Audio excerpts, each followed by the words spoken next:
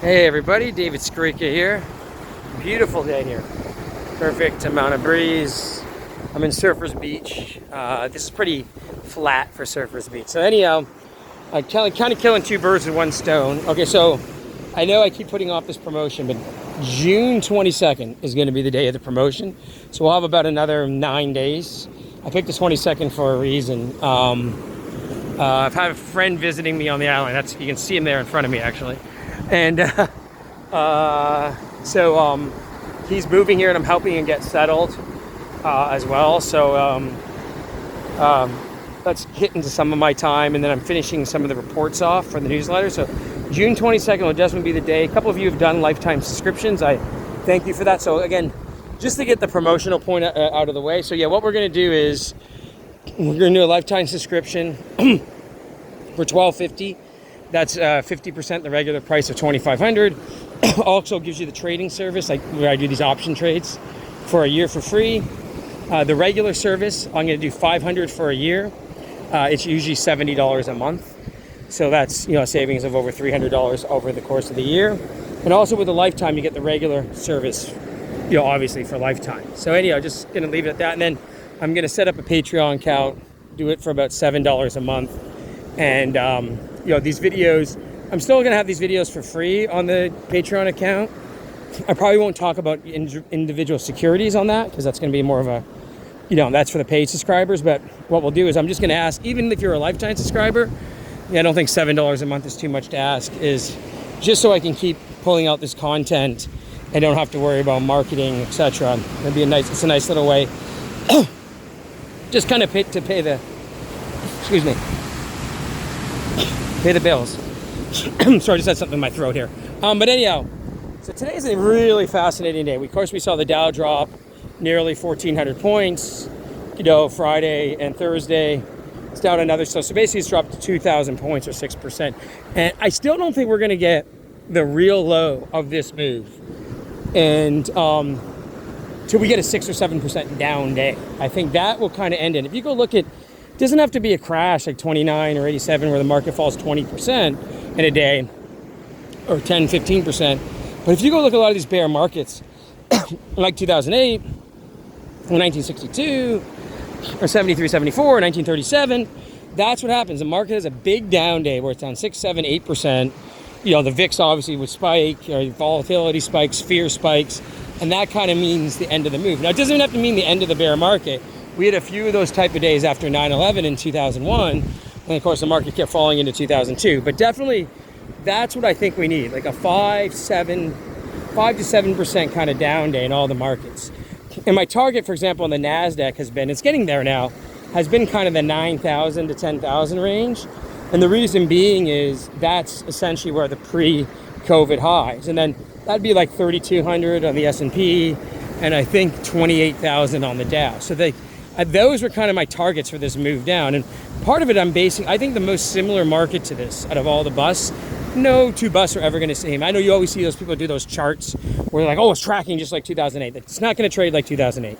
No two bear markets are ever going to be the same. But to me, the makeup, and with real estate and stocks and everything kind of being a bubble right now, I think the most similar makeup to this bubble in the United States was the Japanese bubble of the 80s.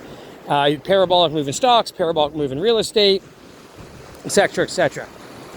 And then the central bank being forced to raise rates, which they did all throughout 1990 in Japan. So anyhow, the first move down before the first real key rally in Japan, excuse me again, I'm a little dehydrated too. I got my water's way down there. So anyhow, was about 30%, and then there was a nice little bounce into the summer of 1990, and then it rolled over again. So that's what I'm looking at here. So I think that once we get that 30% down on the S&P, I will probably be out of a few of my puts and the whatnot. The one put I might want to ask, I never like adding puts or add on these down days, but I'm hearing horror stories of real estate in Canada, especially in the GTA and Southern Ontario and Toronto area, which kind of caught up with Vancouver the last couple of years. But I think in some areas of Toronto, where the average price got up to 1.7 million. It's already down to 1.3 million.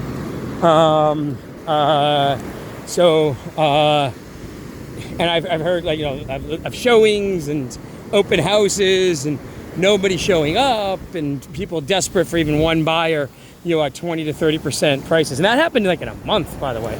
That happened really from about April to May. So, and it took back essentially all the gains since COVID. If you go look at the GTA housing prices, they were about 1.2, 1.3 million before COVID, went to 1.7, and now basically took back 2 years of gains in 1 month. So anyhow, so I think that Home Capital Group obviously is going to have absolutely disastrous earnings in that kind of environment, especially as a subprime lender. And they report in August, and it is slowly trending down, but it's like, this is the kind of stock that could definitely have a 30 to 50% type gap down when those earnings come out. I'm going to want to buy them shortly in any balance because I could see them having an earnings warning too, with how quickly real estate has fallen apart. Although they did report in May and it wasn't great, but they weren't even really reporting a big slowdown. And this is pretty dishonest company. So anyhow, so then the other big smash is, I've never been a big crypto guy. I've always thought that it reminds me a lot. I know I'm going to get attacked by some people, but if I ever saw something in today that reminded me of the tulip mania, it was these, cryptocurrencies. And yeah, I understand the rationale behind Bitcoin is solid in terms of having this kind of currency that isn't influenced by governments printing money, et cetera, et cetera. But it has just turned into a total diabolical crap show of Ponzi schemes and financial engineering. And, none of these coins, because they're all technically private companies and they're not securities, they don't have to report, they don't have to show their holdings, they don't have to show anything. So what's happened is, Luna blew up a few weeks ago. Now another one, Celsius, blew up over the weekend. And what a lot of these things were doing, in a nutshell, to go quickly, a lot of these were paying out these huge amount of interest. And what they were doing is essentially, I think, investing in other coins that kept going up. And then also, they were printing their own coins. There's all these ways that they were manufacturing ways for income to then pay out interest. And then there's kind of a Ponzi scheme scenario where, as they were paying out these huge amounts of interest and they would attract money, they could also use that money coming in to pay out the coin holders. And of course, that's definition of a Ponzi scheme, and those always collapse. And then you have these stable coins, which are really algorithmic entities that aren't backed by very much. Like Tether did lose a lawsuit, not a lawsuit, but a legal proceeding in New York District Court. So they have to now report their holdings, So they have to report this, right? And I think that Tether's in big trouble because I don't think they have the 72 billion in assets that are backing up that market cap. So, and the problem with that is, again, if you get a run on these stable coins, like happened in Luna, for example, and everyone gets out, and you only got 20 to 30% of the liquid assets behind the market cap or units that are in the coin, it's like, it can, that's like a total disaster kind of thing waiting to happen,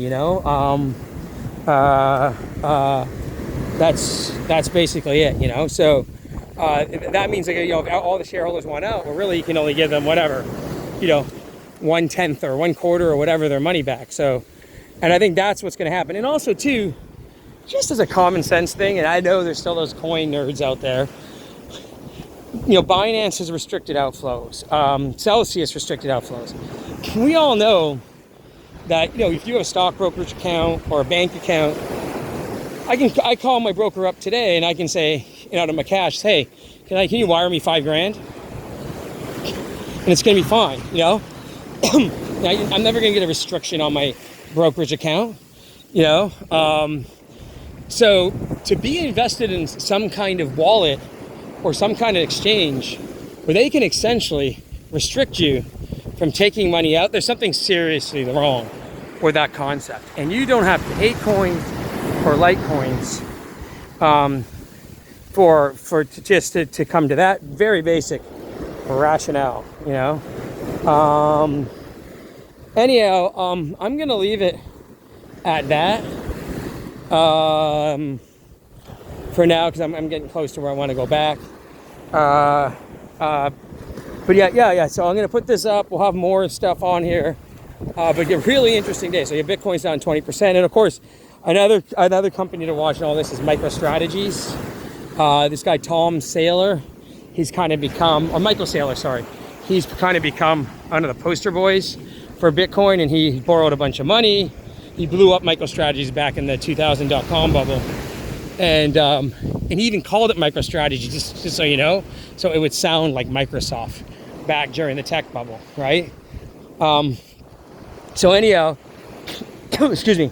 So they supposedly just moved $48 million into one of their wallets to essentially pay a margin call that they get if Bitcoin goes below 20,000, because they borrowed, I think, a couple $100 million to buy the Bitcoin, and I think they bought it at 30,000 or something like that, and that's why 20,000 is, you know, the margin call, you know, because the loss is when the margin kicks in. Anyhow, I'm gonna leave it at that, and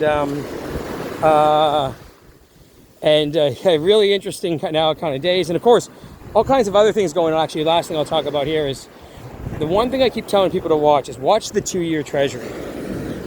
That's the most key market, because if you go look at all the rate hike cycles, 99, 2000, 2005, 2006, sorry, some water just hit me, 2005, 2006, like I said, 99, 2000, 2018, the 2-year treasury tends to go where the Fed funds ultimately goes. And it's right now it's at 317, which is a 15-year high. It's the highest since 2007. But it's gone through the 2018 highs. And actually, if you go look at the 2-year treasury, 10-year for that matter as well, they're making a series of higher highs and higher lows in yield we've not seen in 40 years. So it really looks like the secular bull market in bonds is over. So it's been one of the longest bull markets in human history, 40 years. So, and that's another reason these real estate markets and everything's going to be very precarious. Anyhow, people, men and women, sorry, getting a little tired here because it is hot out here. We'll leave it at that. So higher rates, Bitcoin blowing up. I think real estate bubbles are starting to implode. You know, it's funny how I think Lenin said it. Like, history has decades where nothing happens, and then weeks where everything happens. Something to paraphrase. You know, I despise Vladimir Lenin because, you know, I am a staunch capitalist, but I do have to say he's right about that, or was right about that. Anyhow, we'll talk to you later. Bye.